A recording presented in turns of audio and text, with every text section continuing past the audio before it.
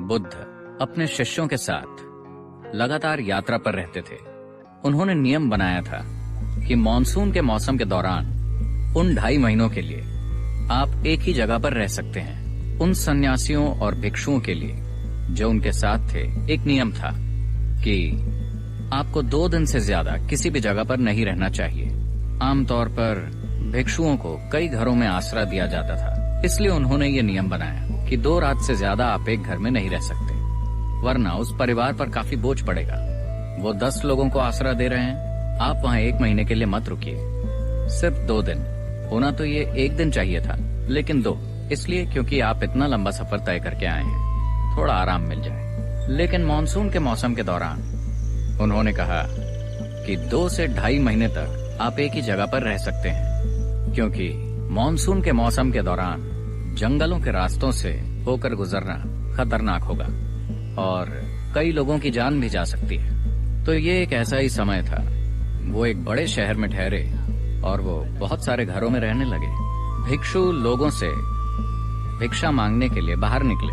आनंद या आनंद तीर्थ, जिस नाम से उन्हें जाना जाता था, वो भिक्षु बनने से पहले गौतम के बड़े भाई हुआ करते थे। वो भी बाहर निकले। वहाँ शहर में एक वैश्या रहा करती थी। उसने आनंद को भिक्षा दी। उसकी तरफ देखा, एक सुंदर जवान आदमी, लंबी कद काठी। उसने कहा, मैंने सुना है कि भिक्षु कई घरों में रहने की जगह ढूंढ रहे हैं, तुम मेरे यहाँ आकर क्यों नहीं रहते? आनंद ने कहा, मुझे कोई दिक्कत नहीं है, लेकिन मुझे बुद्ध से पूछना होगा कि मुझे कहाँ रहना चाहिए। तब उसने उसे ताना मारते हुए कहा, ओह, तुम अपने गुरु से पूछने वाले हो? जाकर पूछो, मैं भी देखूं कि वो क्या कहते हैं। तो आनंद अपने दिन भर की भिक्षा लेकर वापस पहुंचे। गौतम बैठे थे। वो आए और उन्होंने भिक्षा उनके चरणों में रख दी। सारे लोग जहाँ भी जाएं, उन्हें भोजन और रहने की जगह का इंतजाम करना था। तो आनंद ने पूछा, इस तरह ये महिला मुझे न्योता दे रही है, क्या मैं वहाँ रह सकता हूँ? गौतम ने कहा, अगर वो आपको इतने प्यार से आमंत्रित कर रही है तो आपको वहाँ जाकर रहना चाहिए। शहर के लोग जो वहाँ बैठे थे, उन्होंने कहा, क्या एक सन्यासी जाकर एक वैश्या के घर में रहेगा? बहुत हो गया, ये आध्यात्मिक प्रक्रिया भ्रष्ट हो गई है। गौतम ने उन्हें देखा और कहा, आप इतने परेशान क्यों हो रहे हैं?